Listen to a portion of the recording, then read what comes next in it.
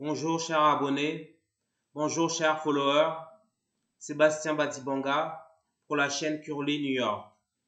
Sujet du jour, quelles études à faire pour trouver un poste de cadre en France? Pour commencer, moi je vous conseille personnellement de faire une grande école d'ingénieur classée et prisée par les sociétés. Il faut viser Polytechnique, si c'est possible bien sûr. C'est une grande école d'ingénieurs très connue en France, la meilleure même. On la surnomme X. Donc selon le classement L'étudiant, c'est la toute première école d'ingénieurs en France, la plus prisée, la plus renommée. Sinon, il y a l'école Télécom Paris, qui est classée deuxième, qui est aussi une très bonne école, très demandée et dont le diplôme vaut cher.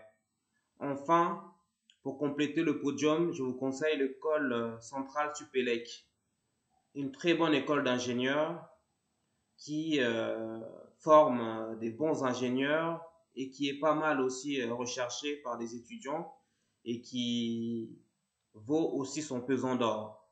Personnellement, j'aime aussi l'école centrale de Nantes ou encore l'école des mines de Nancy. Donc ces 5 écoles d'ingénieurs sont vraiment des bonnes écoles très prisées, les meilleures de France. Et sachez qu'une formation d'ingénieur dans ces écoles vous donne droit à un poste de cadre dès la sortie de l'école. Une fois votre diplôme en poche, vous allez trouver facilement un emploi. Même les employeurs viennent vous chercher alors même que vous êtes à l'école. Dès la fin de votre stage, vous trouvez un emploi sans galérer avec ces 5 écoles que je viens de citer. Donc, vous allez occuper un poste de cadre et commencer avec 2500 euros net par mois. Et ça peut monter hein, selon l'école, selon l'expérience. Il y en a qui commencent avec 3000, 3500 euros net par mois. Sinon, à part les écoles d'ingénieurs, je vous conseille par ailleurs les écoles de commerce. Sachez que les écoles de commerce françaises, elles sont très prisées, très demandées, très recherchées en Europe. Sachez que la HEC, les hautes études de commerce, basées en région parisienne, c'est la meilleure école de commerce française, même parmi les meilleures en Europe. En tout cas, elle se situe dans le top 3 européen. Si vous êtes intéressé par des métiers de finance, vous êtes intéressé pour des postes dans les affaires, dans le business. Donc, les 3 meilleures écoles, donc c'est HEC en premier, puis il y a l'ESSEC qui est basé à Cergy-Pontoise, qui est la deuxième meilleure école de commerce en France, selon le journal L'étudiant. Et sinon, pour compléter le podium, il y a l'ESCP, l'École supérieure de commerce de Paris. Ces 3 écoles-là, c'est vraiment des écoles de commerce prestigieuses, les plus prisées en France. Sinon, moi, j'aime aussi l'EM Lyon, qui complète ce top 5 avec le DEC, qui est classé 5e selon le classement Le Figaro étudiant. Donc, aussi bien les écoles d'ingénieurs que les écoles de commerce vous garantissent des postes de cadre et des rémunérations plutôt séduisantes lorsque vous êtes débutant. Vous commencez entre 2500 euros net, voire 3000 euros net. Et après, ça monte hein, selon l'expérience et selon les années de travail. Vous pouvez monter jusqu'à 10K par mois au bout de 5 ans d'expérience, par exemple. Et par ailleurs, pour trouver un poste de cadre en France, je vous conseille également une grande école de communication. L'école de communication la plus connue en France, c'est bien sûr l'EFAP. Donc, c'est l'école des nouveaux métiers de la communication. Ça, c'est pour devenir chargé de marketing digital ou chargé de marketing produit. Mais cette école forme aussi, et beaucoup même, des attachés de presse ainsi que des chargés de relations publiques.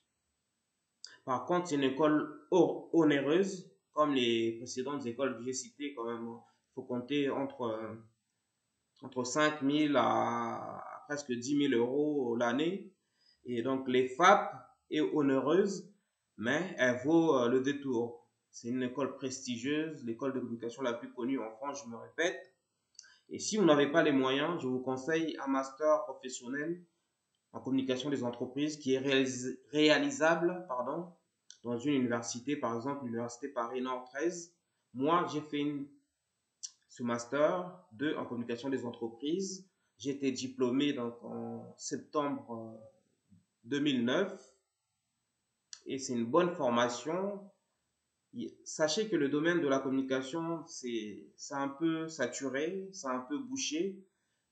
Donc, mais c'est quand même une bonne formation à faire. Si vous visez des postes, comme je l'ai dit, de chargé de marketing produit ou chargé marketing digital, je vous conseille de faire ces écoles-là. Sachez que ce diplôme du 3e cycle a plusieurs débouchés, hein, aussi chargé de communication institutionnelle ou encore attaché de presse ou assistant de communication. Donc, je vous conseille toutes ces filières. Donc, pour résumer, d'abord une école d'ingénieur, les écoles d'ingénieurs les plus connues, les plus prisées que j'ai citées, puis une grande école de commerce, si c'est le commerce et les finances qui vous attirent. Sinon, pourquoi pas une grande école de communication pour trouver un poste de cadre en France. Sachez qu'il y a des filières à éviter. Par contre, là, franchement, je mets un red flag. Ce sont les filières comme la psychologie, la sociologie, l'architecture. Ce sont des bonnes filières, ce sont des bonnes études. Je ne suis pas là pour discréditer ces filières. Mais sachez que une fois diplômé, vous allez vraiment ramer. Il est vraiment difficile de trouver un emploi dans ces domaines. Ce sont des filières à fabrique de chômeurs, en fait. Comme j'aime à le dire, c'est franchement, la France n'a pas besoin de psychologues en masse. On n'a pas besoin non plus de sociologues en masse. L'architecture aussi, c'est bien. Mais pour trouver un emploi, c'est pas facile de tirer son épingle du jeu, même si on est diplômé des meilleures écoles dans ces domaines. Personnellement, moi, j'ai fait une grande école de journalisme après ma formation en communication. J'ai fait l'Institut pratique du journalisme. C'est une des 3 meilleures écoles de journalisme reconnues et connues en France par la profession et par l'État. Et franchement, c'est une bonne école, mais sachez que, comme pour la communication, le journalisme est un secteur d'activité un peu saturé. Il y a beaucoup de candidats, peu d'élus. Pour une offre, il y a au moins des centaines de candidats. Mais je vous conseille l'IPJ, donc si vous voulez devenir journaliste. Aussi, il y a le CFJ, Centre de formation des journalistes, l'une des meilleures écoles aussi de journalisme en France, ou encore la meilleure, l'ESJ, l'École supérieure de journalisme de Lille. Voilà un peu tout pour ce sujet. Donc, si vous avez l'intelligence, si vous êtes persévérant, choisissez ces filières et ces filières vont vous aider à trouver de l'emploi et choisissez bien votre filière. Donc, j'ai mis un red flag pour les filières que je viens de citer. Sachez que les études en France ne sont pas payantes, en tout cas pour les Français et les résidents. Il faut juste payer les frais d'inscription qui peuvent varier entre 400 et 500 euros. Donc, les études universitaires, jusqu'à la fin de l'université, vous n'avez pas à payer les frais de scolarité, à moins que vous soyez étudiant africain en France, non boursier. Et, je vous encourage à faire des études lorsque vous êtes né en France et de viser l'excellence. Hein. Comme vous le savez, cette chaîne, c'est pour l'excellence noire. J'incite nos frères et sœurs à montrer l'exemple, à redoubler d'efforts, à mettre du cœur à l'ouvrage afin de se frayer un chemin aussi bien dans la vie active que dans la société française. Dites-nous ce que vous pensez de ces filières. Dites-nous si vous avez entamé des études d'ingénieur, dans des grandes écoles de commerce ou des études de communication à l'EFAP. Dites-nous qu'est-ce que vous en pensez. Comment faire pour trouver un travail, par exemple, dans la psychologie, sociologie ou dans l'architecture, parce que les postes se font rares. Et par contre, dans le journalisme, si vous avez un bon réseau et vous avez fait une grande école comme moi, et si vous vous spécialisez sur un domaine précis, parce que moi je suis spécialisé dans le journalisme web et dans l'actualité africaine.